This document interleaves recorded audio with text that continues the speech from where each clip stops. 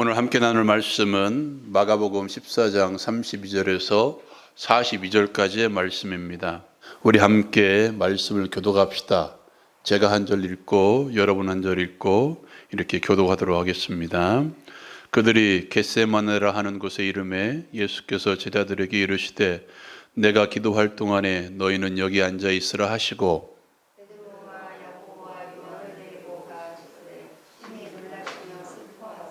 말씀하시되 내 마음이 심히 고민하여 죽게 되었으니 너희는 여기 머물러 깨어 있으라 하시고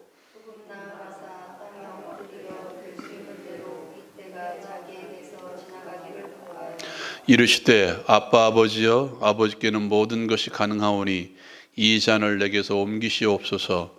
그러나 나의 원대로 마시옵고 아버지의 원대로 하옵소서 하시고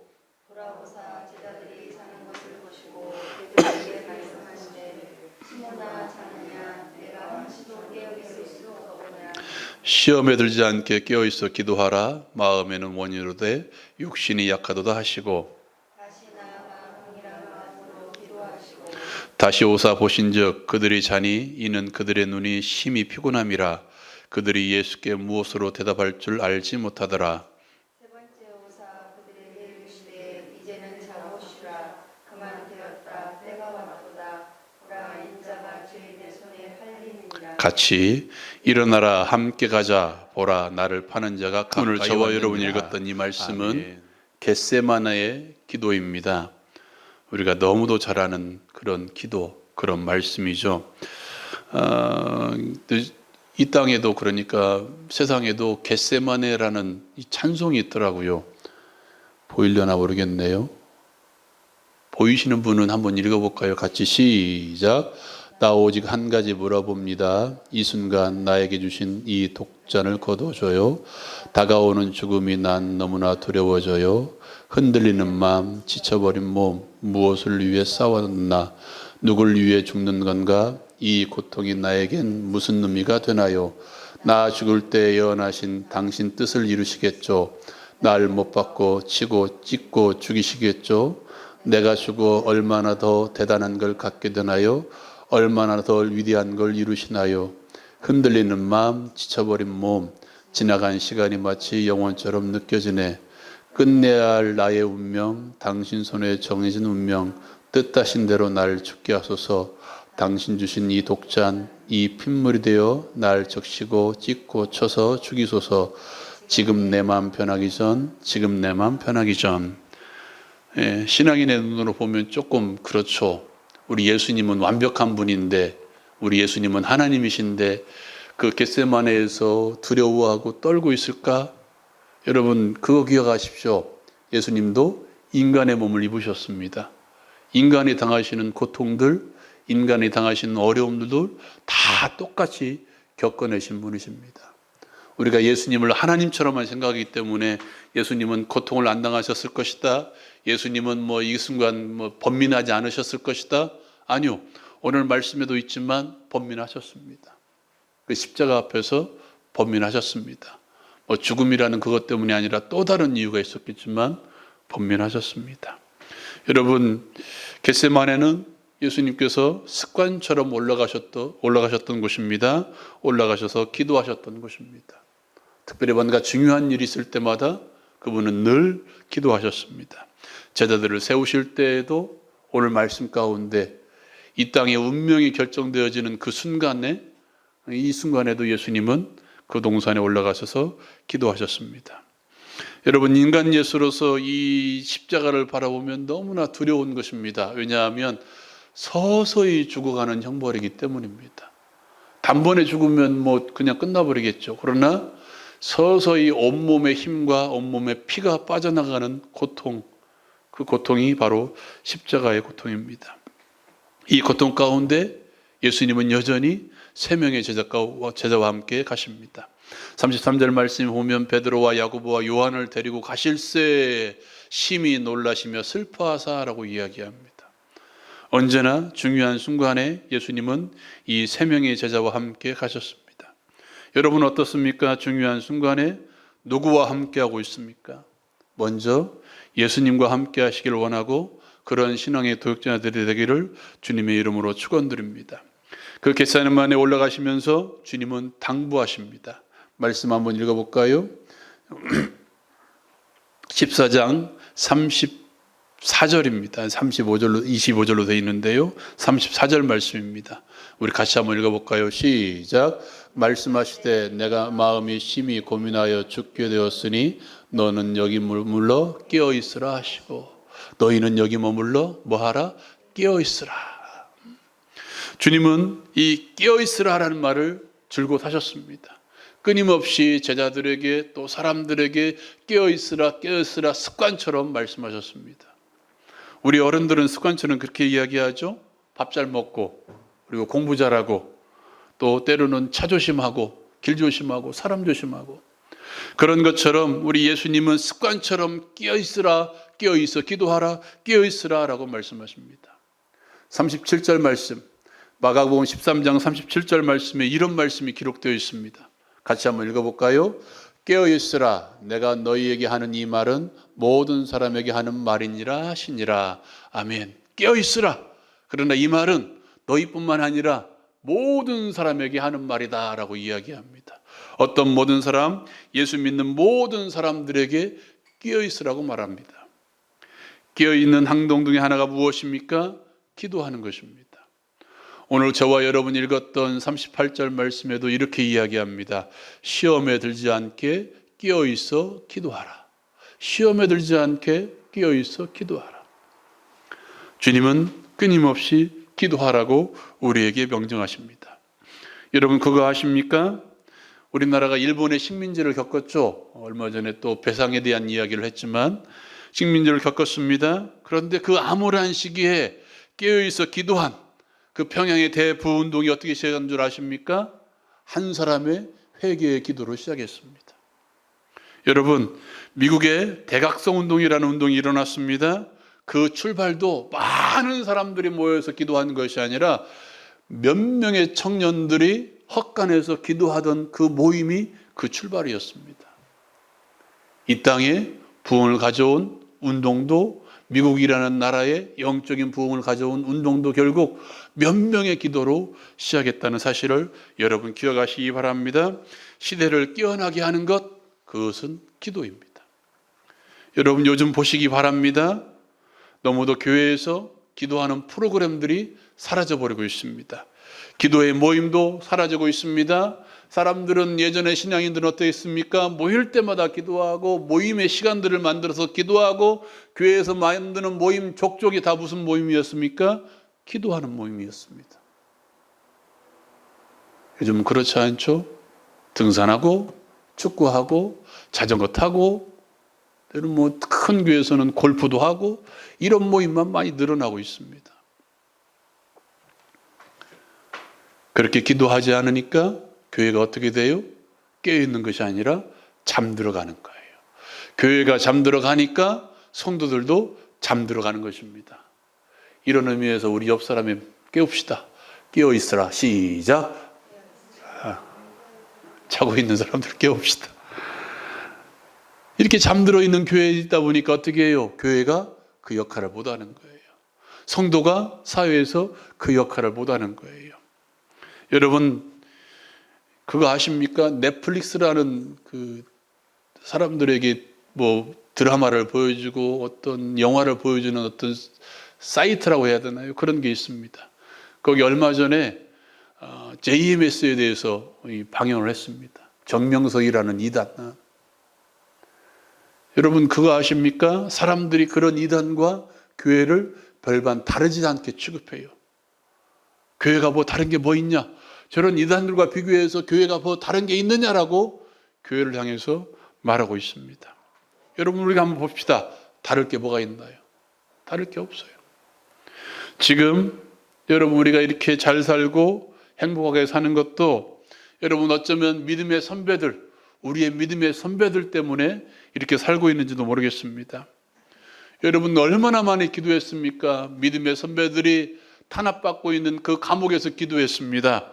매일 새벽마다 기도했습니다. 그것도 모자라서 밤에는 산에 올라가 기도했어요. 산에 올라가서 무덤 옆에서 나무 뿌리를 잡고 기도했습니다. 그리고 모일 때마다 그들은 기도했습니다. 저녁 예배당에 모여서 기도했습니다. 그것도 모자라서 이웃의 목사님들 초청해서 날마다 부흥사경을 했습니다. 어쩌면 지금 우리가 지금 누리고 사는 이것도 그 선배들의 기도 덕분인 줄 모릅니다. 지금 우리를 향해서 주님께서는 끊임없이 말합니다. 깨어있으라, 깨어있어 기도하라. 말씀 한번 읽어볼까요? 마가복음 14장 37절 말씀 우리 같이 읽겠습니다. 돌아오사 제자들이 자는 것을 보시고 베드로에게 말씀하시되 시몬아 자느냐 내가 한 시간도 깨어있을 수 없더냐. 여러분 그렇게 깨어있으라고 말하는 그 예수님의 말씀에 제자들은 뭐하고 있습니까? 제자들이 자는 것을 보시고. 여러분에게는 골방이 있습니까? 너무나 바쁜 시대죠. 그러나 바쁠 수 있도록 기도하는 게 예수 믿는 사람들의 책임입니다. 우리만의 골방이 있기를 바랍니다. 이 바쁜 시대에도 나만의 골방, 나만의 골방의 시간이 있기를 주님의 이름으로 축원합니다. 기도하지 않으면 인생은 실패하게 되어 있어요.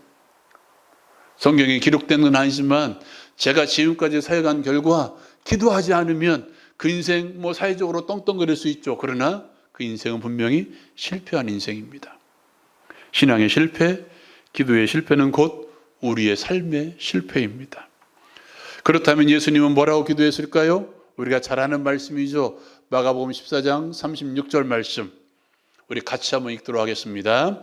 이르시되 아빠 아버지여 아버지께는 모든 것이 가능하오니 이 잔을 내게서 옮기시옵소서. 그러나 나의 원대로 마시옵고 아버지의 원대로 하옵소서 하시고. 아멘. 여러분 누가복음이라는 성경에 보면 마치 이마에서 떨어지는 땀방울이 핏방울 같이 되더라라는 말씀이 있습니다. 어떤 학자들은 실제로 이 혈관이 터져서 피를 흘렸을 수도 있다라고 이야기합니다. 그렇다면 예수님은 얼마나 기도했을까요? 오늘 말씀처럼 36절에 있는 이 말씀처럼 짧게 기도하고 끝났을까요? 아닐 거예요. 씨름했을 것입니다. 씨름하는 기도. 그런데 오늘 말씀 가운데 보면 예수님은 이 잔을 내게서 옮기시옵소서라고 이야기합니다. 여기서 말하는 이 잔은 어떤 잔입니까? 죽음의 잔입니다. 여러분, 예수님이 왜 이 잔을 내게서 지나가게 해달라고 기도했을까요? 육체의 고통 때문에? 죽음이라는 고통 때문에? 예, 그럴 수도 있습니다.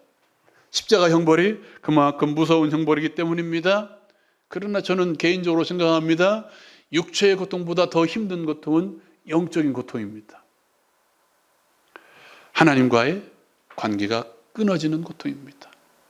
아무도 없다고 느끼는 그 영적인 고통, 하나님도 나를 외면한다는 그 고통. 여러분 십자가의 형벌은 죄를 세속하기 위한 형벌이기 때문에 하나님과의 관계의 단절을 의미합니다. 하나님과 끊어지는 것입니다. 그래서 예수님께서는 마가복음에는 기록되어 있지 않지만 마가복음에도 있지만 예수님께서는 십자가상에서 하나님 하나님 어찌하여 나를 버리셨나이까 라고 고통스러워 기도합니다. 아버지의 철저한 외면이 있는 십자가, 아들이 버려지는 십자가, 더 나아가 아들을 향해 철저히 저주를 퍼붓는 십자가. 예수님에게는 이 고통이 더 컸습니다. 육체의 고통보다도 이 영적인 고통이 더 컸다는 것입니다. 그래서 예수님 뭐라고 이야기합니까? 할 수 있거든 이 잔을 내게서 제발 옮겨 주십시오 라고 기도합니다. 제발 이 잔을 내게서 옮기시옵소서. 그러나 예수님은 뭐라고 기도합니까? 그러나 나의 원대로 마시옵고 아버지의 원대로 하옵소서. 주님께서는 그 순종의 길을 가기를 결정하신 것입니다. 그것이 하나님의 뜻이기 때문입니다. 그것이 하나님의 계획이기 때문에 하나님이 이루셔야 될 뜻이기 때문에 예수님은 그 뜻에 순종하기로 원하신 것입니다. 바울 사도는 이렇게 이야기합니다. 우리 같이 한번 읽어볼까요? 사람의 모양으로 나타나사 자기를 낮추시고 죽기까지 복종하셨으니 곧 십자가에 죽으심이라. 죽기까지 복종하셨으니 순종의 십자가. 여러분, 그 기도 후에, 예수님의 기도 후의 모습을 보시기 바랍니다. 제자들은 기도하는 주님의 음성에 실패하고 잠에 취해 있었습니다. 그러나 주님께서는 그 길을 가기로 작정하셨습니다. 같이 한번 볼까요? 마가복음 14장 41절에서 42절 말씀 같이 읽겠습니다. 세 번째 오사 그들에게 이르시되 이제는 자고 쉬라. 그만 되었다. 때가 왔도다. 보라, 인자가 죄인의 손에 팔리느니라. 일어나라, 함께 가자. 보라, 나를 파는 자가 가까이 왔느니라. 아멘. 뭐라고 이야기해요? 일어나라, 함께 가자. 예수님께서는 그 길을 가기로 작정하십니다. 그리고 말씀하십니다. 일어나라, 함께 가자. 어디로? 십자가로. 일어나라, 함께 십자가를 가자. 십자가의 현장에 함께 가자 라고 제자들을 초청하시는 거예요. 37절 말씀입니다. 같이 한번 읽어볼까요? 37절 말씀 같이 읽겠습니다. 돌아오사 제자들이 자는 것을 보시고 베드로에게 말씀하시되 시몬아 자느냐? 내가 한 시간도 깨어있을 수 없더냐? 아멘. 성경에 보면 참 독특한 표현 방식이 있습니다. 그게 뭐냐면 사람의 이름을 통해서 그 사람의 상태, 그 사람이 영적으로 어떤 상태인지 보여주는 그런 구절들이 있습니다. 같이 한번 말씀을 한 구절 더 읽어볼까요? 창세기 35장 10절 말씀입니다. 우리 같이 한번 읽도록 하겠습니다. 하나님이 그에게 이르시되 내 이름이 야곱이지만은 내 이름을 다시는 야곱이라 부르지 않겠고 이스라엘이 내 이름이 되리라 하시고 그가 그의 이름을 이스라엘이라 부르시고. 아멘. 이 말씀이 어디에 주어졌냐면 창세기 35장에 보면 이 야곱이 야 우리 베델이라는 곳으로 가자. 하나님이 처음 나를 불러주셨던 그곳, 하나님이 처음 나를 만나주셨던 그 베델로 가자라고 자신에게 있던 모든 우상들을 다 내버리고 베델로 갑니다. 그리고 베델로 가서 하나님께 예배하고 하나님을 만납니다. 그때 하나님께서 이 야곱에게 주신 말씀이 바로 35장 10절 말씀입니다. 네 이름이 야곱이지만 내가 이제는 네 이름을 야곱이라 부르지 않겠다.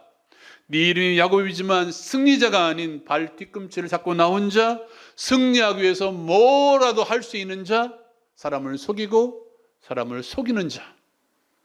그러나 그가 베델을 통과한 후에 이스라엘, 즉 승리자라는 이름을 주셨다는 것입니다. 여러분, 오늘 말씀에서도 하나님께서는, 예수님께서는 베드로에게 뭐라고 이야기합니까? 네 이름은 시몬이다라고 이야기합니다. 요한의 아들 시몬, 요한의 아들 시몬. 베드로가 아닌 시몬. 그러나 그가 십자가와 부활의 의미를 알고 그리고 예수님을 만나 다시 한번 사역의 정진을 이루었던 그 의미를 통과했을 때 그의 이름은 뭐가 되는 거예요? 베드로가 되는 거예요. 베드로가. 시몬이 아닌 반석. 시몬이 아닌 믿음의 반석. 여러분, 겟세마네 동산에서 졸고 있던 제자들처럼 우리도 실패할 수 있습니다. 넘어질 수 있습니다. 아니, 어쩌면 넘어졌던 인생들이었습니다. 죽었던 인생들이었습니다. 그러나 일어나 함께 가자라는 주님의 음성을 듣고 그 음성을 따라서 주님과 함께 십자가를 지러 그곳에 간다면 내 이름도 뭐가 될 수 있어요? 시몬이 아닌 베드로가 될 수 있어요. 야곱이 아닌 이스라엘이 될 수 있어요. 패배자가 아닌 승리자, 아무것도 아닌 인생이 믿음의 반석이 될 수 있다는 거예요. 그 출발이 어디입니까? 바로 여기 겟세마네입니다. 예수님이 무릎 꿇고 하나님의 뜻에 순종하기로 작정했던 그 겟세마네. 다시 37절 말씀입니다. 같이 한번 읽어볼까요? 37절 말씀 같이 읽겠습니다. 돌아오사 제자들이 자는 것을 보시고 베드로에게 말씀하시되 시몬아 자느냐? 네가 한 시간도 깨어있을 수 없더냐? 아멘. 여러분, 주님이 우리에게 많은 것을 원하실까요? 야, 너의 일생을 다 바쳐 주님 앞에 매달려 기도하라고 말씀하실까요? 오늘 주님께서는 베드로에게 이렇게 이야기합니다. 시몬이야 자느냐? 네가 어떻게 한 시간도 실제로 한 시간도. 주님은 베드로를 통해서 우리에게 다시 한번 요청하십니다. 최소한 뭐라도 한 시간이라도 깨어 있으라. 사랑하는 여러분, 그 주님의 요청에 순종하여서 나만의 골방, 나만의 기도하는 겟세마네를 이룰 수 있기를 주님의 이름으로 축원합니다. 졸고 자는 겟세마네가 아니라 하나님의 뜻에 순종하기로 작정했던 그 겟세마네. 그리고 일어나라 함께 가자라는 말씀하시는 그 주님의 요청에 기꺼이 순종할 수 있는 우리 모두가 되기를 다시 한번 주님의 이름으로 축원드립니다.